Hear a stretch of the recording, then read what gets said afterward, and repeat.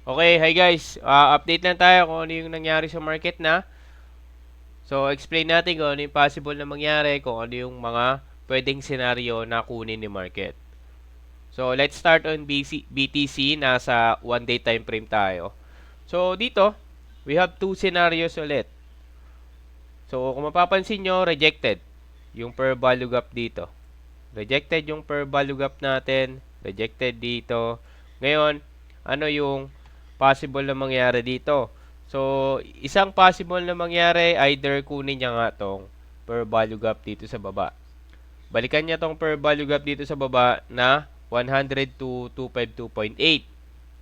So, ayan yung possible na mangyari, or kunin niya tong liquidity. Kunin niya tong liquidity na 100k. So, kapag dumire-diretso to baba. So, ayan yung nakikita nating possible na mangyari dito. Kapag pababa yung market, kapag dumiretso siya sa baba. Pero, ang possible pang isang mangyari, kasi pwede naman niya, yung next candle, pwedeng gawing basagin niya tong per value gap na to eh. So, once na mabasag yan per value gap na yan, ang possible na kunin is itong C 110. So, possible kunin tong C 110. So, ito yung possible na kunin niya. Pero, kung i-reject nga, possible, balikan tong per value gap. Pero, kung mapapansin nyo, malakas yung chance or possible, mataas yung chance na bumaba.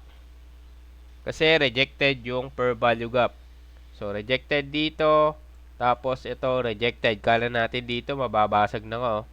So, yan. Kala natin mababasag na. Pero, kung mapapansin nyo, ang lakas nung rejection. Kumbaga, ang lakas nung buyer, anong seller dito sa part na to. So, let's check kung ano yung possible na mangyari dito kay BTC. Pero for me, ayun yung mga scenario na possible na mangyari. Kasi, rejected yung per value gap natin. So, dito kay BTC.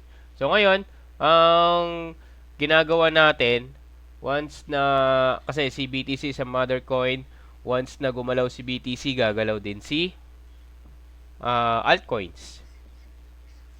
So, mas maganda kung pupunta tayo sa altcoins, kung gusto natin mag-trade sa altcoins, mas maganda tingnan din natin muna yung galaw ni BTC kasi lahat ng altcoins sumusunod kay BTC. Kapag nagkaroon ng bagsak ng BTC tapos lumipad ng altcoins, so alt season na yun. So, yun yung kay BTC. So, check natin kung ano yung possible na mangyari. Pero for me, ayun, yung mga senaryong pwedeng mangyari sa Bitcoin. So, mamayang 8, so malapit na, mamayang 8 o'clock, 8 a.m., so magkapalit na ng candle. So, makikita natin yung magiging galaw. So, yun, malapit na yung, yung Fed news, di ba, mamaya madaling araw. So, check natin kung ano yung possible na mangyari. So, next on ETH. So, nasa 1 day time frame pa rin tayo. So, kung mapapansin nyo, same with BTC. Nagkaroon ng rejection dito sa 1 day time frame. Nagkaroon ng rejection. So, ngayon, check natin kung babalikan tong per value gap sa baba. So, itong per value gap natin is yung 2.3 pa rin. 2.313. 0.62 tsaka 2226.76. So, ayun yung possible na kunin niya once na dumire-diretso to pababa. Pero once na basagan niya tong per value gap, ang possible na mangyari dito is kunin si 2.8, balikan si 2.8, or kunin na si 3K. So, ayun yung nakikita natin dito kay ETH. Pero currently, ETH, so, negative 1.96%.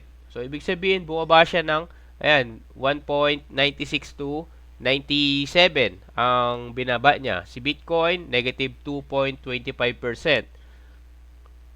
So, next, ayun yung possible kay, kay ETH. So, ganun din. Same lang din ng kay BTC. So, yun yung mga possible na kunin. Either kapag bumaba, either itong per value gap, or kapag nabasag, either 2.8 or 3K ang makita natin. So, let's check kung ano yung possible na mangyari dito kay ETH. So, next, kay XRP. For XRP, yan, kung mapapansin nyo, negative 4.31. So, ang laki nung binaba niya. Kung i-check nyo rin dito, so, possible, mas bumaba pa to. Kasi kung mapapansin nyo, rejected yung per value gap dito. Per value gap natin na itong per value gap natin na 2.2523 tsaka 2.1906. So, same with BTC, di ba? Kaya nga sabi ko kanina, kung mag-trade kayo sa altcoins, check nyo muna yung nasa BTC, kung ano yung galaw ni BTC. Kasi, kung nakikita nyo parehas yung galaw, parehas yung possible na senaryong mangyari, so, pwede nyo sabayan. Pero kung hindi, mas maganda kung i-observe lang natin. So, mas maganda kung i-observe lang natin. So, kay XRP, same scenario with BTC and ETH. Rejected yung per value gap, yung 1-day per value gap natin. Kaya ang possible na mangyari dito, either kunin yung liquidity sa baba. So, itong mga liquidity. So, ito yung possible na kunin dito. Yung 2.0924. So, check natin kung babalikan niya to. Pero once na basagin, baka kunin niya tong baba. Etong mas baba pa, yung 1.7951. So, ayan yung possible na kunin niya. Once na, kasi kung mapapansin nyo, wala naman siyang babalikang per value gap dito sa part na to eh. Wala siyang babalikan na per value gap dito sa part na to. So, ito lang yun, ito lang. Ito lang yung possible na balikan niya. Itong per value gap. Pero maliit yung chance eh. Maliit yung chance na possible balikan to. Kasi nabalikan na eh. Yan. So, maliit yung chance na possible balikan yan.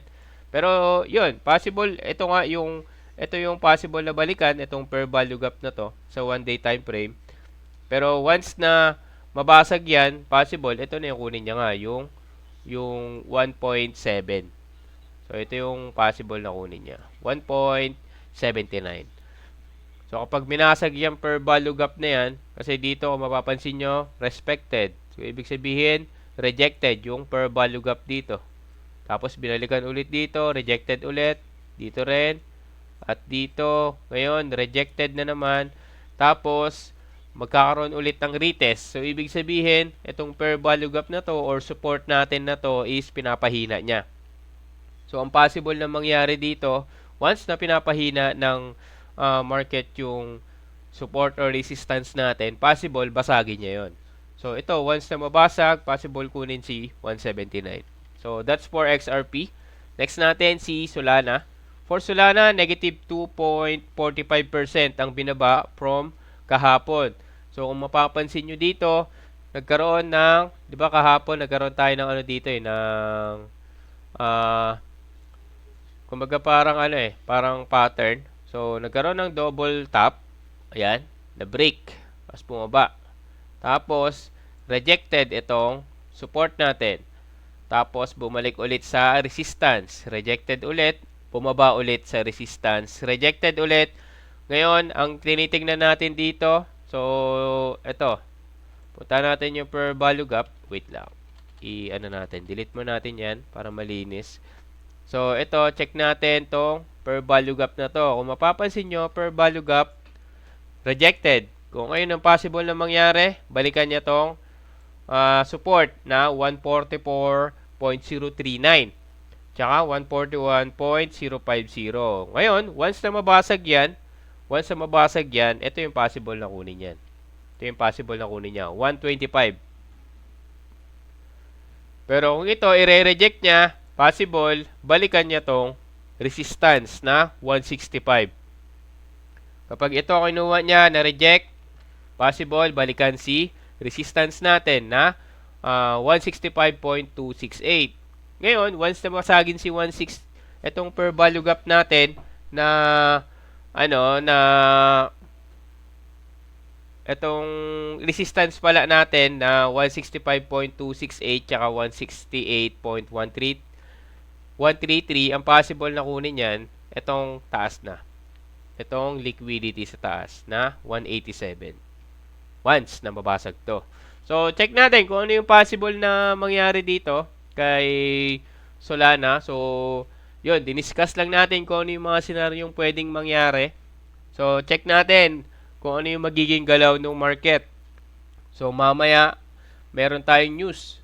So, abangan natin yung Fed news. So, ang daming kumakalat na hindi mo alam kung ano yung paniniwalaan mo dahil yung iba sinasabi magkakat ng rates. Yung iba magsasabi hindi magkakat ng rates. So, let's see na lang kung ano yung magiging result doon sa Fed news natin mamaya. Pero, mas maganda, mas maganda kung ano, meron tayong technical analysis, katulad nito, meron tayong sinusundan, then plus, uh, check natin yung, yung magiging news. Kasi kung yung magiging news is bad news, so talagang babagsak to. Kung magiging news is good news, so antayin natin kung saan yung possible na saan yung possible na entry natin. So, yun lang. Quick update lang tayo mga bossing. So, yun. This is Kuya Ben Crypto. Peace out.